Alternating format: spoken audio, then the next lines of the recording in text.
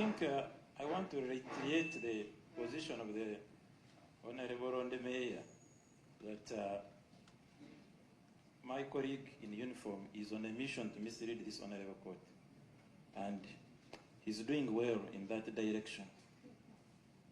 If he had taken the time to read Article 28 of the Constitution, which I'm going to read for him, Article 28(1) guarantees the right to a fair hearing and guarantees the right to a lawyer of his choice and defense facilities. Article 44, paragraph C of the same Constitution says that this right is not negotiable in my language, but in its speculation it uses English of non-derogable. Notwithstanding anything in this Constitution, there shall be no derogation from the enjoyment of the following rights and freedoms. Paragraph C is the right to a fair hearing. The right to a fair hearing includes the two accused persons choosing their lawyer, which they have done. You can't tell them, even now they can appoint a lawyer. Now as we're proceeding, they can even fire us and replace us. That's fair hearing. That rule you are quoting is null and void.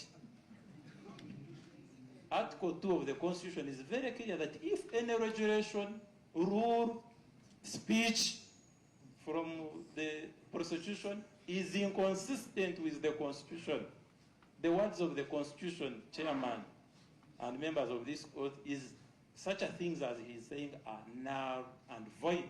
That is Article 2 of the Constitution.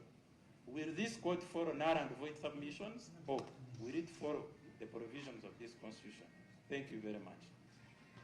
I don't know whether my colleague has got the jurisdiction to pronounce the law null and void. Article 137. Said regulation is not the law. It is a law regulating the law. So where do you get the mandate? You himself. I went to law school for 5 years to study law, and this Constitution was promulgated in 1995, and Article 221, these articles are in my head, says that UPDF shall promote, respect, and protect this Constitution and the fundamental human rights of Ugandans. And we are saying the right to a fair hearing is not negotiable. And we are saying the right of Besigye and Rutare to choose their lawyers, even to change them, is not negotiable. So if you have not read those specific provisions, you shouldn't come here to mislead the court. You should come when you are prepared. I am prepared. That's why I'm reading the Constitution and you are reading the rhetoric.